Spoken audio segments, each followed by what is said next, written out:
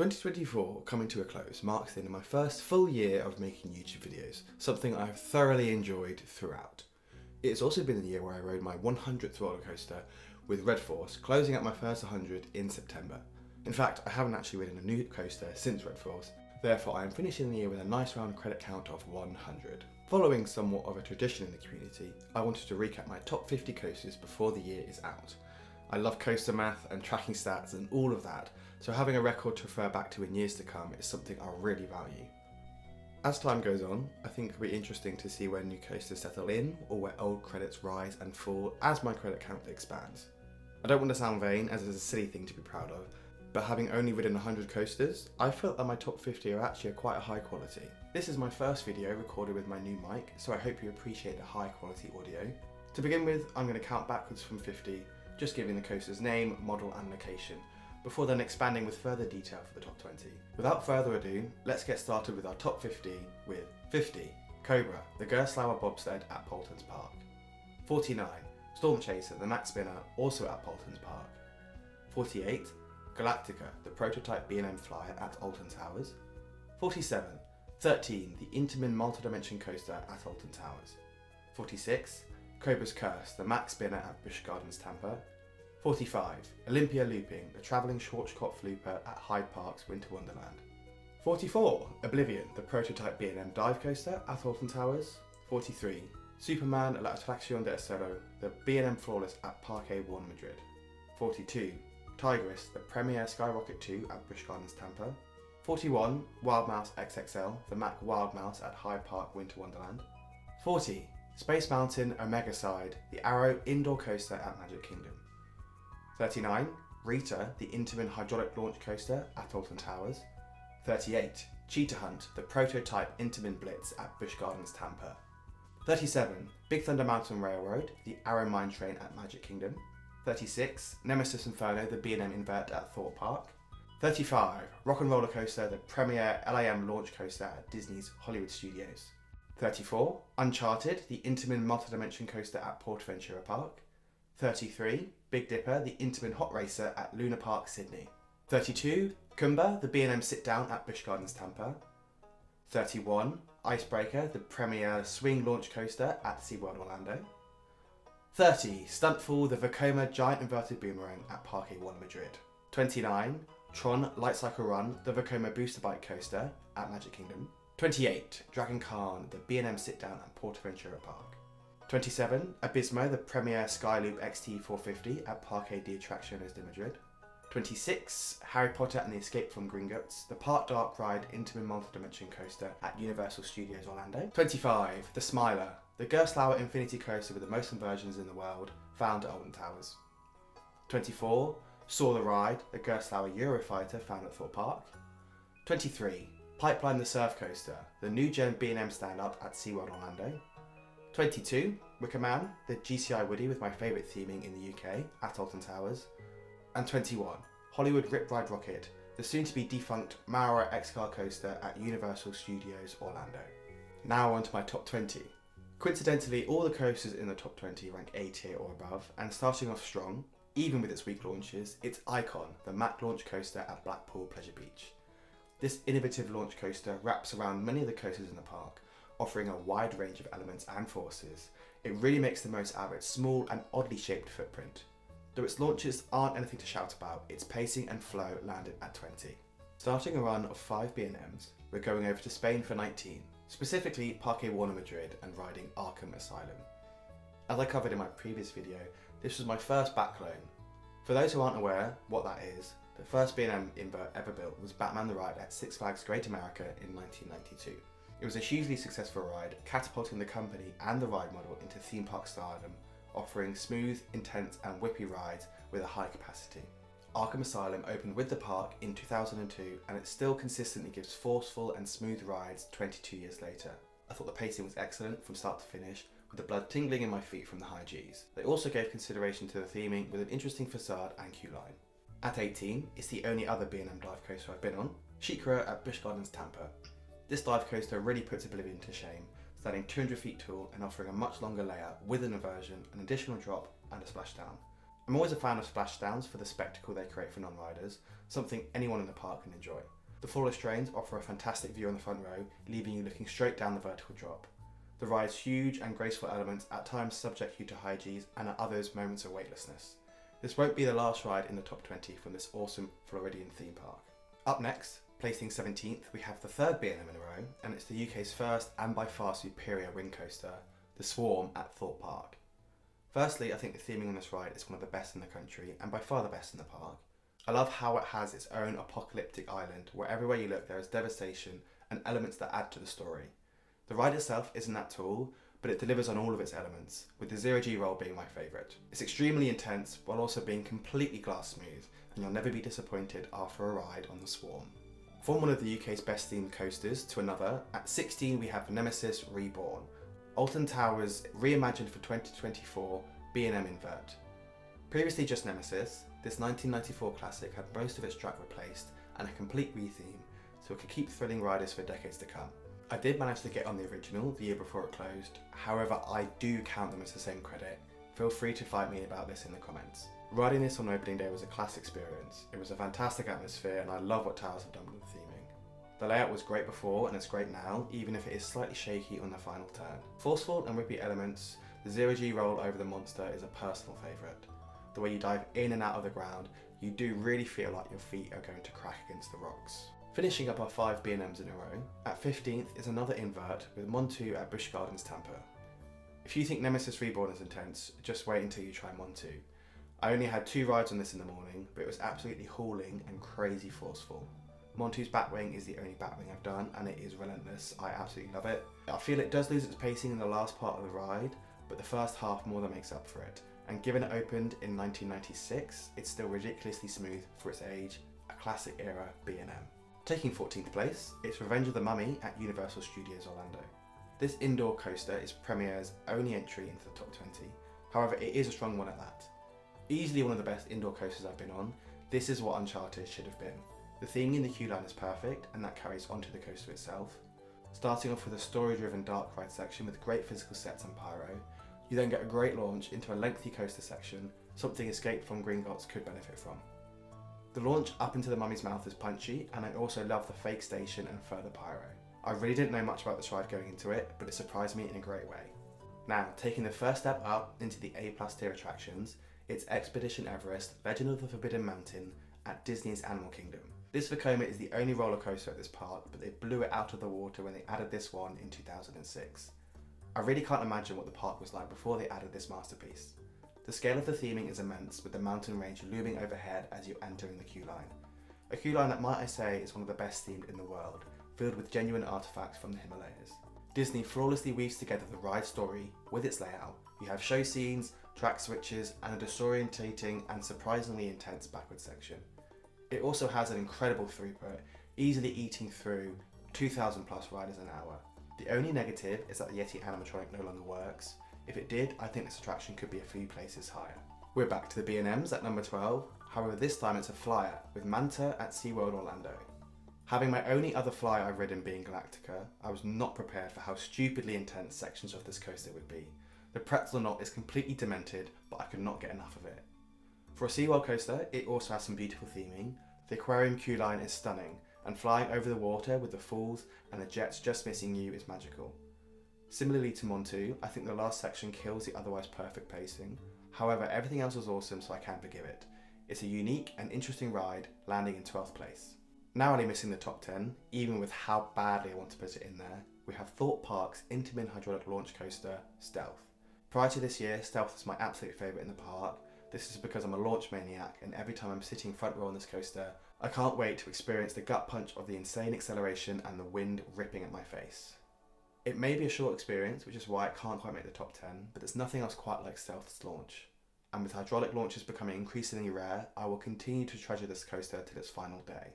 Cracking the top 10, it's a coaster I share a birthday with, Shambhala, Portaventura's B&M Hyper. This coaster left me underwhelmed after my first ride. It was first thing in the morning, sat a couple rows from the back. I felt it was lacking both speed and airtime. However, once I found where to ride, it's on the front by the way, and gave it time to warm up, I got to appreciate it much more. It's the second tallest coaster I've ridden, and the sense of speed you get as you pick up momentum on the first drop is delightful on the front. It's a comfortable and typical layout, delivering boundless flow to airtime over all of its hills. I also enjoy the unique figure 8 turnaround. One other thing to note is the restraints. The seat and the clamshells are comfortable, however on moments of high Gs they can ratchet down an extra notch, clamping your legs and reducing airtime and increasing discomfort. Nevertheless, an impressive and thoroughly enjoyable coaster. Next up, and I hope not too controversially, is another B&M Hyper. It's Mako at SeaWorld Orlando. Though this Hyper is shorter than Shambhala and receives far less attention, I found it was more impressive on the first ride and it delivered no matter which seat you were sat in. I think the airtime is stronger and it has its own uniquely fun hammerhead turnaround. The final section is also stronger than Shambhala's with a sweeping turn over the lagoon. Though its presentation is weaker, mainly working its way around the lake with minimal theming, overall it is a stronger coaster and my favourite in the park. Probably the shortest coaster in my top 20 and likely the slowest as well. This coaster at 8th proves stats aren't everything. It's the indoor Vekoma family coaster, Guardians of the Galaxy Cosmic Rewind at Disney's Epcot. Theming is decent throughout, the pre-shows are fun, though I think they could get dull on repeat visits, and the station and first lift hill are well themed.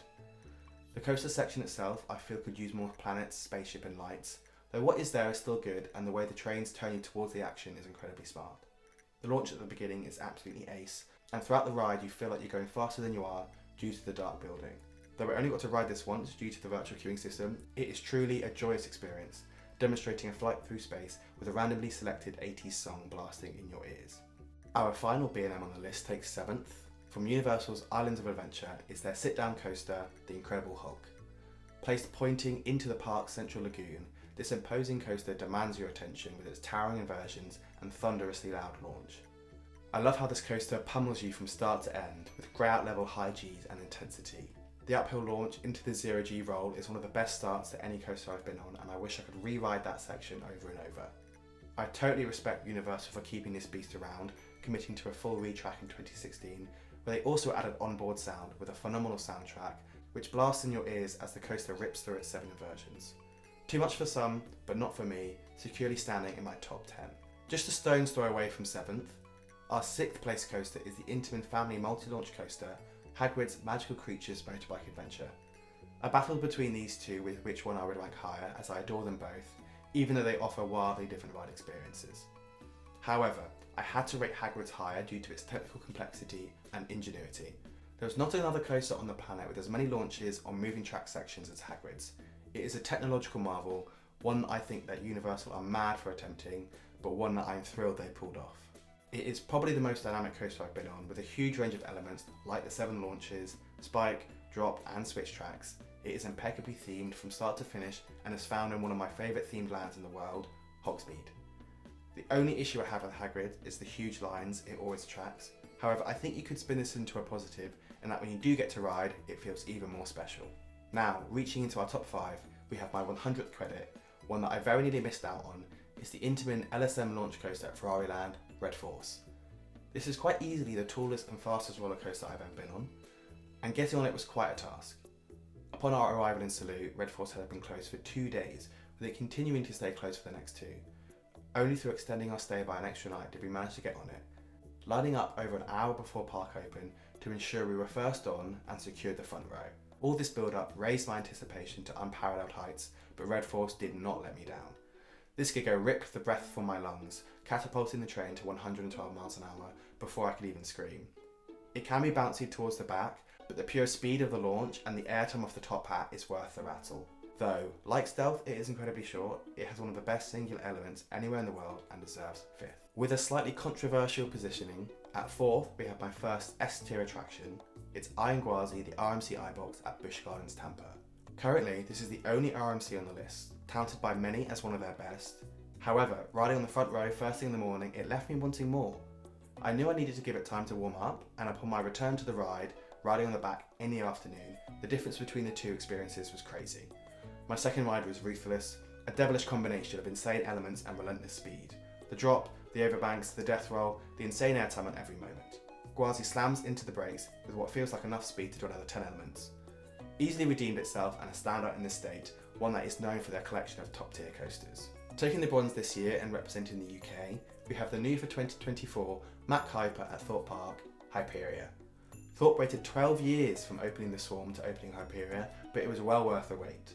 Opening day in May was one of my favourite days at a theme park ever. So much anticipation had been built around what people were expecting to finally be the UK's first world-class coaster, and it was precisely that. The first 4 elements are out of this world: the twisting vertical drop, the junior Immelmann, the bonkers outer banked barrel roll, and then the glorious stall.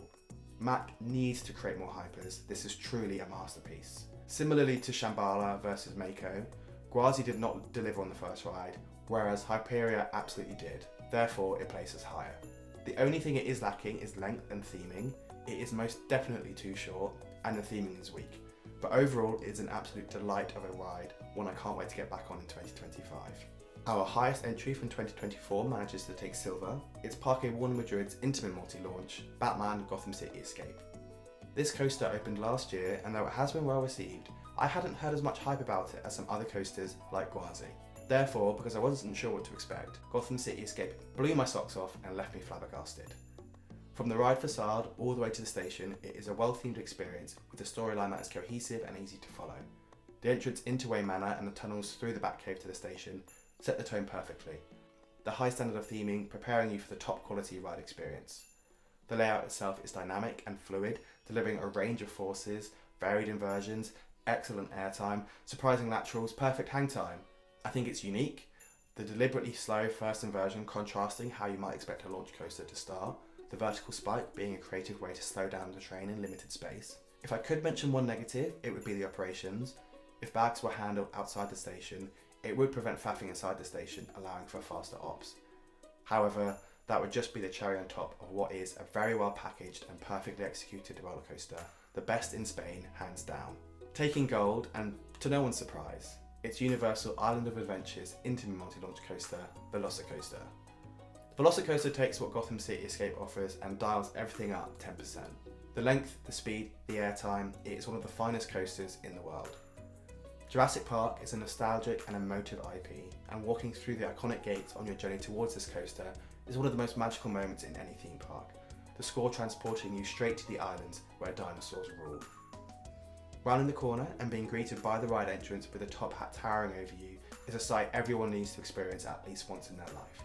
The ride queue is mostly well detailed with interesting science theming and some fantastic Velociraptor animatronics. I also enjoy the video with Owen and Claire where they are preparing you for the ride whilst also explaining the background on why you're about to ride through the Raptor paddock. Say it with me now, more teeth.